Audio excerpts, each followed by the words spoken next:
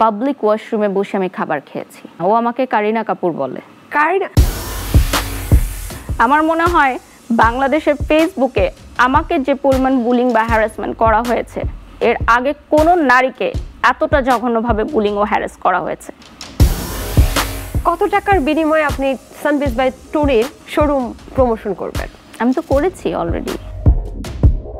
কিন্তু এই যে আপনারা কিছুদিন পর পর ডিজিটাল চুলাচুলি করেন, আগে যেটা হতো যে পাশের বাসায় বা পাড়ায় যখন ঝগড়া লাগতো আমরা কিন্তু দৌড়ে গিয়ে একদম কোমর বেঁধে নাচানাচি করে ঝগড়া করতো, এটা আমরা আবার টেনে টেনে দেখতে পারি। মানে এই বছর যারা শিডিউল নিতে পারেনি রোজার ঈদ এবং কোরবানিতে, তারা আগামী বছরের শিডিউল নিয়েছে। আপনাকে বলা হয়েছে ইঁদুরমুখী, খ্যাপ মারেন, আপনি ভাড়ায় যান, চাকর। এই ওয়ার্ডগুলো যদি আপনাকে বলা হয় ওপেনলি সারা বাংলাদেশের সামনে, কেমন লাগবে আপনার? হয়তো উনি কখনো কোনোদিন রিয়েলাইজ করবে যে আমি কি পরিমাণ কষ্ট পেয়েছি। টুনিয়াপুর হাজবেন্ড যখন মারা যায় তখন আপনি লাইভে ক্যাপশন দিয়েছিলেন যে আল্লাহ বিচার করছে পুলিশ প্লাজায়, সেখানে ফোন করে ওপেন থ্রেড দেওয়া হয়েছিল আমাদেরকে। দর্শক, দ্য সসেজ শোয়ে আজকের অতিথি যিনি আসলে এখানে বসলেই, মানে অতিথির চেয়ারে তিনি বসলেই আমি খুব ডিপ্রেশনে পড়ে যাই, বিকজ তার এক এক দিনের লুক এক এক রকম গর্জিয়াস এবং এতটাই গর্জিয়াস ড্রেস আপ পরে আসে যে আমার কাছে মনে হয় যে আহারে আমি যদি পড়তে পারতাম। সে আর কেউ না, আমাদের বারিশা হক। আপনার মন খারাপ? সব ঠিকঠাক আছে তো? না, খুব কাজের চাপে আছি। আগামী কত বছর পর্যন্ত আপনার শিডিউল সবাই বুকিং করে রেখেছে? কিছু বুকিং হয়ে গেছে, মানে আগামী বছরের জন্য ইনশাল্লাহ। কারণ এই বছর যারা শিডিউল নিতে পারেনি রোজার ঈদ এবং কোরবানিতে, তারা আগামী বছরের শিডিউল নিয়েছে। আচ্ছা, আনুমানিক কত হাজার লাইভ আপনার মাথায় আছে এখন? 2000-এরও বেশি হবে। ঈদের দিনও কি আপনি লাইভ করেন কিনা? ঈদের দিন এর আগের বছর করা হয়েছিল। এই যে এত প্রেশার মাথায় নেয়, ভাইয়াকে তো সব সময় দেখি আপনাকে খুব সাপোর্ট করতে, ভাইয়া আপনাকে কতটা সাপোর্ট করে? মাঝে মাঝে একটু মাথায় তেল মালিশ করে দেওয়া বা মাথায় টিপে দেওয়া, এই বিষয়গুলো করে না? আমার তেল মালিশ করে দেওয়ার জন্য আমার আরেকটা মেয়ে আছে, ওর কাজ হচ্ছে শুধু আমার মাথায় তেল মালিশ করবে। শুধু কাজ এটাই? হ্যাঁ, আর কোনো কাজ নেই? না। আপনাকে কয়েকদিন পর পর অ্যাওয়ার্ড দেওয়া হয়, এই অ্যাওয়ার্ড গুলো কারা কেন দেয়? আমি বেশিরভাগ অ্যাওয়ার্ডই পাই হচ্ছে as a best brand promoter in Bangladesh. এই ট্যাগটার কারণে আসলে অনেকেরই শত্রু হয়ে গেছি আমি, এবং অনেকে মনে করেন যে আমি নিজেই দাবি করি নিজেকে শ্রেষ্ঠ। যেদিন আমি নিজেকে শ্রেষ্ঠ মনে করব, সেদিন থেকে আমি আমার কাজের আর বেস্ট কিছু দিতে পারবো না। অনেকে বলে যে আপনি অ্যাওয়ার্ড কিনে নেন, নিজে বানিয়ে নেন পল্টন থেকে, এটা কি সত্যি? যার মনে যা ফাল দিয়ে ওঠে তা। আমি মনে হয় বাংলাদেশের প্রথম ব্র্যান্ড প্রমোটার যে অ্যাওয়ার্ড শোতে যাওয়ার জন্য এখন আমি রেমুনারেশন চার্জ করি। এখন এত বেশি কমন হয়ে যাচ্ছে অ্যাওয়ার্ড শোগুলো, এবং দেখা যাচ্ছে যে আমাদের ফেসটাকে ইউজ করে তারা কিন্তু বিজনেস অ্যাওয়ার্ড নিচ্ছে, স্পন্সর নিচ্ছে, লক্ষ লক্ষ টাকার স্পন্সর নিচ্ছে যে আমাদের অ্যাওয়ার্ড শোতে অমুক আসবে তমুক আসবে। সো ডেফিনেটলি সেই জায়গাটা তো আমি ডিজার্ভ করি, এই জন্য আমি রেমুনারেশন চার্জ। আপনি হাত দিয়ে যাই ধরেন তারা কি শোনা হয়ে যায়? যেই জামাটা পরেন বা যেই জামাটা এইভাবে করে দেখান সেটা নাকি স্টক আউট হয়ে যায়? এটা আসলে অনেক ব্যবসায়ীরা বলে যে আমি তাদের জন্য লক্ষ্মী। এটা একটা প্রথা বা ছড়িয়ে গেছে। কি নামে ডাকে? লক্ষ্মী নামে ডাকে। এক ব্যবসায়ী আরেক ব্যবসায়ীকে গিয়ে বলে, তখন এটা আর কি লোকে মুখে ছড়িয়ে যায়। আপনাদেরকে সম্প্রতি দেখা যাচ্ছে বুবলি আপু এবং আপনাকে একজন নাবালক বাচ্চাকে নিয়ে ফটোশুট করতে। এই ওয়াসিফ খান সম্পর্কে জানতে চাচ্ছি, মানে এই ধরনের ফটোশুট কেন? আপনারা তো একটু প্রাপ্তবয়স্ক মডেল নিয়েও করতে পারেন। যখন আমরা আসলে সেলিব্রিটি সুপারস্টার নিয়ে কাজ করি তখন অনেকে বলে যে আমরা নতুনদের পাশে দাঁড়াতে চাই না, আবার যখন নতুনদেরকে লঞ্চ করি, নতুনদেরকে সাপোর্ট করি, তখন আবার এটা নেগেটিভলি নেয়। তো আপনারাই বলে দেন আমরা কি করব। কত টাকার বিনিময়ে আপনি সানবিজ বাই টুনির শোরুম প্রমোশন করবেন? আমি তো করেছি অলরেডি। কত টাকার বিনিময় নিয়েছিল সেটা তো উনি লাইভে বলেই দিয়েছে, 15,000 টাকা।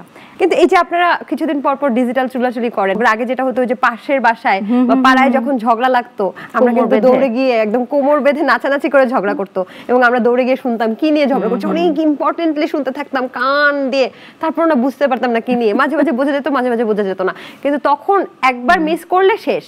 কিন্তু এখন যেটা হচ্ছে এই যে কোমর রেকর্ডে থাকে, কোমর বেঁধে যে আপনারা ঝগড়া করেন, এটা আমরা আবার টেনে টেনে দেখতে পারি কে কাকে কি বললো।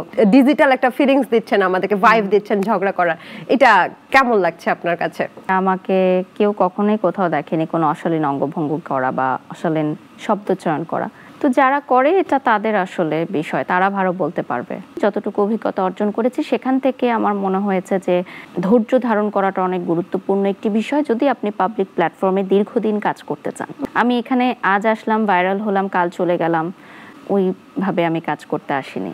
অনেকে বলছে আপনারা নাকি প্ল্যানিং করে ঝগড়া করেছেন দুজনে ভাইরাল হওয়ার জন্য, এটা কি সত্যি? না, আপনাকে বলা হয়েছে ইঁদুরমুখী, আপনাকে বলা হয়েছে আপনি খ্যাপ মারেন, আপনি ভাড়ায় যান, চাকর, বডি শেমিংও করা হয়েছে, বডি শেমিং করা হয়েছে। তারপর এই যে ইঁদুরমুখী, চাকর, খ্যাপ মারেন, এগুলো শোনার পর আপনার কি অনুভূতি? অবশ্যই কষ্ট লেগেছে। আমার মনে হয় যে ফেসবুকে যারা কমেন্টগুলো দেখেছে, যারা ভিডিওগুলো দেখেছে, তারাই অনেক কষ্ট পেয়েছে। একটা মেয়েকে এইভাবে বুলিং করা হচ্ছে বা সোশ্যাল মিডিয়ার সবাই সেটাকে সাপোর্ট দিয়ে দেখা যায় যে সাপোর্ট করেনি, এটা একটা ভুল বিষয় হয়তোবা, কিন্তু সেই ভিডিওগুলোর নিচে আমি দেখি যে 100টার মধ্যে 99 জনই আপনাকে অপছন্দ করছে। কেন? কমেন্ট হচ্ছে পেইড হয়। আপনি পেমেন্ট করে আপনার নামে ভালো কমেন্ট করাতে পারেন, খারাপ কমেন্টও করাতে পারেন। এখন আমি হয়তো পেমেন্ট করি নাই, তাই আমার নামে ভালো কমেন্ট বা খারাপ কমেন্ট আমি করাতে পারিনি। আমাকে যারা আসলে ফলো করে, আমাকে যারা রেসপেক্ট করে, তারা আমাকে ফোন করে বলেছে, আমাকে টেক্সট দিয়ে বলেছে তারা আসলে ফেসবুকের এইসব নোংরা ভাষা ব্যবহার করেও কথা বলতে পারে না, বা ওই ভিডিওগুলো মানে শব্দ চয়নগুলোও করতে পারে না। দাগ থেকে যদি ভালো কিছু হয়, দাগই ভালো। সো দাগটা লাগার কারণে আমি আসলে বুঝতে পেরেছি যে কারা আমাকে অনেস্টলি লাভ করে, রেসপেক্ট করে। এই ধরনের বিষয়গুলো আসলে বাচ্চাদের উপর বা বাচ্চাদের মানসিক বিকাশে কতটুকু প্রভাব পড়তে পারে? আমার মেয়েকে আমি কিভাবে বড় করব সেটা আমার উপর, আরেকজন তার মেয়েকে কিভাবে পারিবারিক শিক্ষা দিবে এটা তার উপর। এজেলকে দিয়ে আমি এখনই চ্যারিটির কাজগুলো করাই। তো দেখেন, বাচ্চাদেরকে নিয়ে আমি কোনো কমেন্টস করতে চাই না, ইভেন ওনার বাচ্চাদেরকে নিয়ে আমি কোনো কমেন্টস করতে চাই না। তবে হ্যাঁ, এটা আসলে দৃষ্টিকটু। দুনিয়াপুর হাজবেন্ড যখন মারা যায় তখন আপনি লাইভে ক্যাপশন দিয়েছিলেন যে আল্লাহ বিচার করছে, তারপরে আবার ক্যাপশন দিয়েছিলেন যে দুনিয়াপুর হাজবেন্ড মারা গেছে সৌজন্যে উমুক ফ্যাশন। এগুলো নিয়ে কি কিছু বলতে চান আপনি? আমার মনে হয় এই ধরনের ক্যাপশন যদি আমি ইউজ করতাম তাহলে ওই দিনই আমাকে ফেসবুক থেকে সবাই বিতাড়িত করে দিত। তো কোনো নির্দিষ্ট প্রমাণ ছাড়া যদি কেউ কথা বলে, সেটা তো আসলে বারবার ভাঙানোর জন্য আমি ইন্টারভিউতে আসবো না। এবং এই ধরনের প্রশ্ন করার জন্য যদি ইন্টারভিউতে বারবার ডাকা হয়, তাহলে হয়তো আমি আর টেলিভিশন ইন্টারভিউ বা কোনো ইন্টারভিউতেই যাব না। আপনি কি মাইন্ড করলেন? আপনারা নিজেদের ভিউ বাণিজ্যের জন্য যদি এই টপিকগুলো নিয়ে বারবার কথা বলেন, সেটা তো আমার জন্য শোভনীয় না। কারণ একটা মানুষ মারা গেছে, সেটা নিয়ে আমি কথা বলবো, এটুকু কমন সেন্স আমার আছে যে আমি ফেসবুক চালাই, যে ফেসবুকে মানুষ আমাকে গালাগালি করবে। ট্রিকিও হতে হবে আপনাকে। আপনি একটা মানুষকে হেট করেন, তারপর সেটা আপনি দেখাবেন না। আর সেই জায়গা থেকে তো আমি এটা করিনি, ক্যাপশন না দেইনি। আমি দুনিয়াপুর হাজবেন্ড মারা গেছেন সৌজন্য, যে একটা ফ্যাশন, মানে এটা নিয়ে সবাই কথা বলছে যে মৃত মানুষকে নিয়েও আবার ব্র্যান্ড প্রমোশন। না, এটা তো বাংলাদেশের সবাই এই পোস্ট দিচ্ছে। আমি যে শোক বার্তা দিয়ে পোস্ট দিচ্ছি সেটা আপনি একবারও বললেন না, উনি এসে একবারও বললেন না লাইভে। আপনি তো অবশ্যই আমি যে ওনার শোরুমে গিয়ে শপিং করেছি যখন ওনার সময় ছিল, ব্যাড সময় ছিল, তখন সেটা আপনি উল্লেখ করলেন না, উনিও করলেন না। আমরা করতাম, এরপরেই করতাম।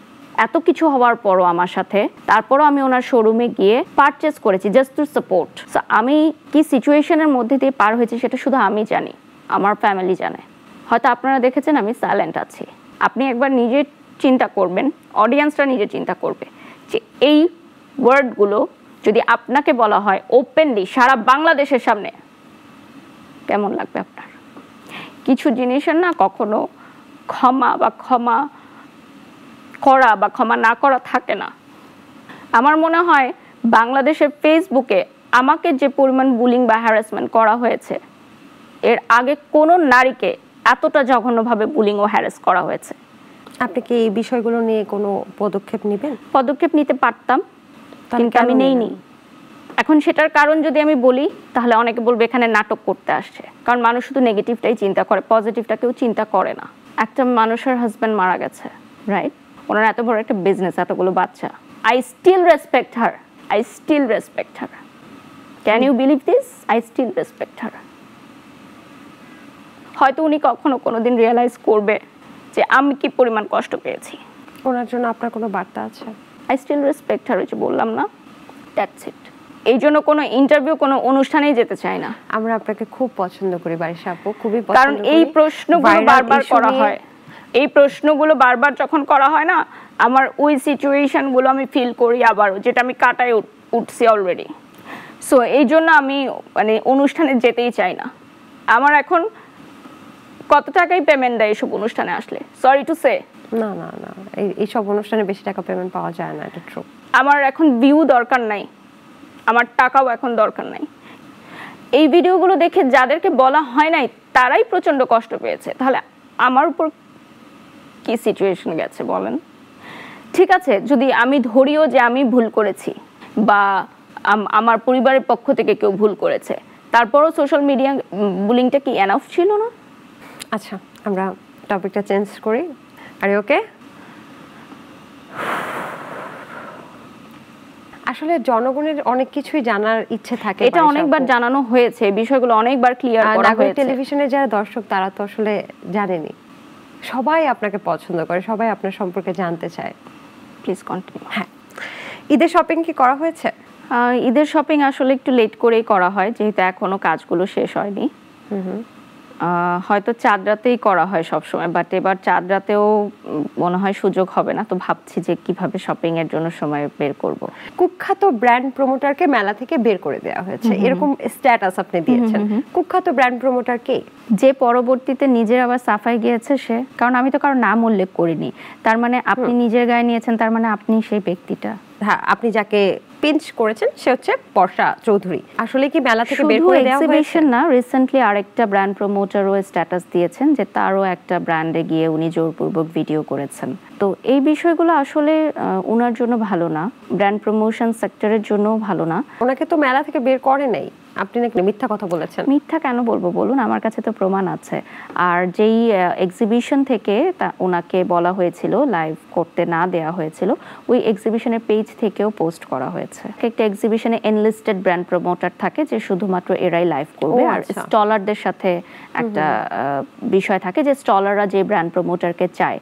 সো স্টলাররা যদি ওনাকে না চায়, যারা হচ্ছে এত টাকা দিয়ে স্টল নিয়েছেন আমাদের এক্সিবিশনে, আয়োজকরা কিন্তু পারে না যে কাউকে দিয়ে লাইভ করাতে। সো আয়োজকদেরও কিছু দায়িত্বের জায়গা থাকে, এজন্য আয়োজক কমিটি থেকেই সিদ্ধান্ত নেওয়া হয়েছে যে ওনাকে নেওয়া হবে না। তো জোরপূর্বক যখন উনি লাইভে এসেছেন তখন কিছু স্টলাররা কমপ্লেন জানিয়েছে, এবং যেহেতু ওই কোম্পানির সাথে আমি ব্র্যান্ড অ্যাম্বাসেডারশিপে আছি যে ওনাদের সকল মেলার প্রমোশনগুলো আমি করব, তো সেই জায়গা থেকে আমাকে পোস্ট দিতে হয়েছে। একজন ব্র্যান্ড প্রমোটার দাওয়াত ছাড়া এসে ব্র্যান্ড প্রমোশন করতে থাকে, লাইভ করতে থাকে, এবং ওনাকে অনেকবার না করা হয়েছে, লাইভ চলাকালীন সময়ও না করা হয়েছে। যে ব্র্যান্ড প্রমোটারদের বিভিন্ন বিতর্কিত খবর, যেমন কখনো হিজাব পড়ছে, হিজাব খুলে ফেলছে, কখনো অনেকগুলো বিয়ের খবর চলে আসছে, এটাকে ব্র্যান্ড প্রমোশন সেক্টরকে প্রভাবিত করে কিনা আপনার কি মনে হয়? যারা করছে তারা কিভাবে প্রভাবিত হচ্ছে সেটা আপনারা দেখতেই পাচ্ছেন, বিভিন্ন কোম্পানি থেকে তারা সাইন আউট হয়ে যাচ্ছে, বিভিন্ন কোম্পানি তাদেরকে আর এন্ডোর্স করতে চাচ্ছে না। ভাইরাল এক জিনিস,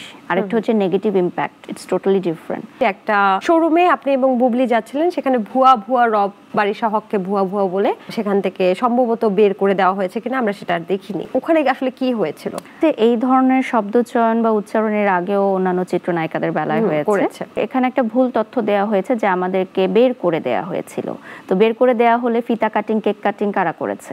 সম্পূর্ণ অনুষ্ঠান শেষ করে যখন আমরা বের হচ্ছিলাম তখন উদ্দেশ্য প্রণোদিতভাবে আমাদেরকে এই শব্দচয়নগুলো করানো হয়েছে, এবং সেটার জন্য পেমেন্ট করা হয়েছিল একটি গ্রুপকে, এবং সেই টাকার অ্যামাউন্টটাও কত এবং কোন বিকাশ নাম্বার থেকে এসেছিল সেটার স্ক্রিনশটও আমার কাছে এসেছে। মানে টাকা দিয়ে বলানো হয়েছে। কে করেছে এটা? নাম বলতে চাচ্ছি না। যত টাকা বিকাশ করা হয়েছিল আমাদের প্রোগ্রামে ঢোকার আগে, যে এত টাকা পাঠানো হচ্ছে ফোনে, আপনারা এই শব্দচয়নগুলো করবেন তাদেরকে এবং ভিডিও করবেন। কারণ আপনি দেখবেন যে কিছু কিছু পেজ থেকে লাইভ করা হয়েছে, তো লাইভটা কখন ধরে রাখা হয়? যখন আপনি জানেন যে এই ঘটনাটা হবে এবং এই ঘটনার জন্য আমরা প্রস্তুত।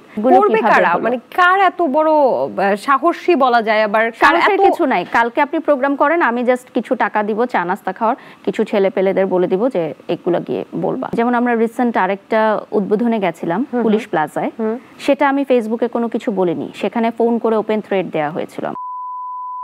আজকে আমি দি সসেস শোতে এসে বললাম। রিসেন্টলি একটা পোশাক পরে আপনি ভাইরাল হয়েছিলেন, সেটা হচ্ছে একটু খোলামেলা পোশাকে উত্তাপ ছড়ানোর মতো পোশাক। ওটাও কি আপনি পরার জন্য আলাদা চার্জ নেন?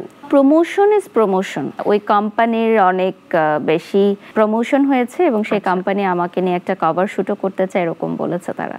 আপনার হাজবেন্ডও একটা কথা বলেছে, সে শাকিব খান হচ্ছে সিনেমার আইডল আর আপনি হচ্ছে ব্র্যান্ড প্রমোশনের আইডল। না, আইডল বলেনি, ও বলেছে হচ্ছে অপ্রতিরোধ্য। আপনার হাজবেন্ড তো আপনাকে ঐশ্বরিয়া রায়ও বলে, আপনাকে তামান্না ভাটিয়াও বলে।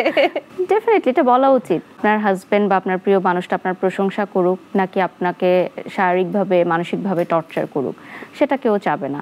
আমি আমার হাজবেন্ডকে বলি, তোমাকে তো আজকে অনেক হ্যান্ডসাম লাগতেছে, কি কোথাও যাচ্ছ নাকি বান্ধবীদের সাথে ঘুরতে? না, আমার কাছে ওকেই নায়ক মনে হয়। ও আমাকে কারিনা কাপুর বলে। কারণ এটা আমাকে ফেসবুকেও অনেকে বলে কমেন্ট সেকশনে, বাট আমার কাছে মনে হয় যে আমি আমার মতো। আসলে নায়িকারাও তো আমাদের মতোই। আমি মনে করি প্রত্যেকটা বয়সের একটা আলাদা সৌন্দর্য আছে। আমি 30+ আমাকে 30+ এর মতোই লাগতে হবে। আমি যখন 30+ এর পরে কিন্তু আর বলেন নাই কত বছর, শুধু আমার বলেন 32। আচ্ছা, আপনি কি গোসল করতে বেশি পছন্দ করেন? হ্যাঁ, কারণ আমি always fresh, neat and clean থাকতে পছন্দ করি। দিনে কতবার গোসল করেন? অনেকবার করা হয়। আমি সকালে হট শাওয়ার নিয়ে বের হই, দেন রাতে সব কাজ শেষ করার পর হট শাওয়ার নিয়ে আমি ঘুমাই। আর এটা 12 মাসই আমি হট শাওয়ার নিই। আপনি সব সময় দেখি যে লাইভ করেন, বাসায় থাকলে টাওয়ালটা মাথায় থাকে, শাওয়ার করে বের হয়েছেন, এটা বোঝা যায়। তো রাতে তখন সেহরির সময় আপনার শাশুড়ি আম্মা আপনার জন্য খাবার পাঠিয়েছে, তখনও আপনি সুন্দর করে মাথায় টাওয়াল পেঁচে মানে গোসল করে এসে সেহরি খাচ্ছেন। তো লোকে জিজ্ঞেস করে আপনি এত রাতেও আবার গোসল করেন কেন? যে আমাদের জব আওয়ার 24 আওয়ার্স। এমনকি যখন আমি ঘুমের মধ্যেও মাঝে মধ্যে উঠি আমার মেয়েকে চেক করার জন্য, তখনও আমি মেসেজে রিপ্লাই দেই। ঘুমের মধ্যে কি এরকম বলেন স্ক্রিনশট নেন? আসলে আমার হাজবেন্ড বলেছে আমাকে যে আমি এটা বলি। গতকাল আমি ঘুমের মধ্যে ভাবছি যে আমি এক্সিবিশনে হাঁটছি, আমি লাইভ করছি, মানে আমি রিয়েলি ঘুমের মধ্যে এরকম ফিল করছি যে আমি এক্সিবিশনে আছি। ডক্টর মোহাম্মদ ইউনূসের ইন্সপায়ারেশন থেকে আপনি ড্রেস আপ পরেন, এমনটা বলেছেন যে this dress up is inspired by doctor Mohammad Yunus. এটা কিভাবে সম্ভব? উনি আপনাকে কিভাবে ড্রেস পরাতে ইন্সপায়ার্ড করলেন? গ্রামীণ চেক, তো ওখানে যে চেক প্রিন্টার সেটা কিন্তু ওনার ড্রেসের ইন্সপায়ারেশনে আমি যেটা পড়েছিলাম সেটা। এটা জাস্ট খুব সিম্পল একটা ব্যাপার, এটাকে এত কমপ্লিকেটেড ভাবে নেওয়ার কিছু নাই। আমি বসলেও এটা সমস্যা, আমি দাঁড়ায় কেন থাকলাম সেটাও সমস্যা, আমি গাড়িতে উঠলাম কেন, গাড়িতে নামলাম কেন, আমার গাড়ির দরজা আরেকজন কেন খুলে দিল সেটাতেও সমস্যা। আসলে মানুষের মেন্টালিটিটা এরকম হয়ে গেছে যে আমরা বাড়ি সবকে নিয়ে কিছু একটা পিঞ্চ করলে আমাদের ভিউ হবে, আমরা ভাইরাল হব এবং আমাদের ওখান থেকে টাকা ইনকাম আসবে, ডলার আসবে। যেটা শুনলাম যে আপনি একটা বিশাল বাস বানানোর পরিকল্পনা করছেন এবং গাড়ির শোরুমের কর্তৃপক্ষদেরকে যোগাযোগ করতে বলছেন যে আপনার বিশাল বড় একটা বাস লাগবে। এই বাস দিয়ে কি করবেন আপনি? পার্শ্ববর্তী দেশগুলোতে দেখবেন আর্টিস্টদের জন্য ক্যারাভ্যান থাকে, ওটার ভেতরে পোশাক পরিবর্তনের জায়গা থাকে, রেস্টরুমের জায়গা থাকে, হালকা স্ন্যাক্স বা কফি খাওয়ার একটা ব্যবস্থা থাকে, রেস্ট নেওয়ার জন্য রুম থাকে এবং মিটিং করার জন্য একটা রুম থাকে। তো সেই ধরনের কিছুই আমার পরিকল্পনা আছে। বাট কথা হচ্ছে অলরেডি কয়েকটা বড় কোম্পানি আমাকে নক দিয়েছেন। এটার অনেক ভালো খরচ, কারণ আগে আপনাকে ভেহিকল কিনতে হবে, তারপর আপনাকে সেটা ডেকোরেশন করতে হবে ভেতরে, এবং বাংলাদেশে এগুলো তৈরি করে না। আমি এরকম সিচুয়েশন পার করেছি যে পাবলিক ওয়াশরুমে বসে আমি খাবার খেয়েছি, বিকজ আমি যদি বাহিরে খাবার খাই দূর থেকে ভিডিও করে মানুষ। যখন আমরা পাবলিক ওয়াশরুম ইউজ করতে যাই, ওয়াশরুমের মধ্যে সেলফি তুলে। সুপারম্যান, ব্যাটম্যান, আয়রন ম্যান, আপনার হাজবেন্ডকে কোন বিশেষণে বিশেষায়িত করতে চান? আমার হাজবেন্ড অলরাউন্ডার, ও বিজনেস সামলায়, আমার অনেক ডিসিশন মেক করে, ও ফ্যামিলিতে অনেক সময় দেয়, ও খুব ভালো বেবি টেক কেয়ারও করতে পারে। আমি বলবো বাবা হিসেবে সে খুব চমৎকার, যেটা আসলে স্ক্রিনে দেখা যায় না। আপনার মুসাফির রেস্টুরেন্টের সম্পর্কে একটু জানতে চাই। সেখানে কি আপনারা মানে বিনা পয়সায় মানুষকে খাওয়ান? যারা পেমেন্ট করে খেতে পারবে না, তারা জাস্ট আমাদের হোটেলে গেলে বললেই হবে মুসাফির। আমাদের এখানে আসলে দিবারাত্রি 24 ঘন্টা যে কোনো সময় তো খেতে পারবেই। একটা খাবার বিক্রির জন্য, আরেকটা খাবার স্টাফদের জন্য। দর্শক, এই ছিল দ্য সসেজ শো এর আজকের আয়োজন। আশা করছি আপনাদের পুরো আয়োজন ভালো লেগেছে। আগামী পর্বে আবার কোনো সেলিব্রিটি গেস্ট নিয়ে কিন্তু আমরা হাজির হয়ে যাব। সেই পর্যন্ত ভালো থাকুন, সুস্থ থাকুন এবং সোশ্যাল বুলিং থেকে দূরে থাকুন।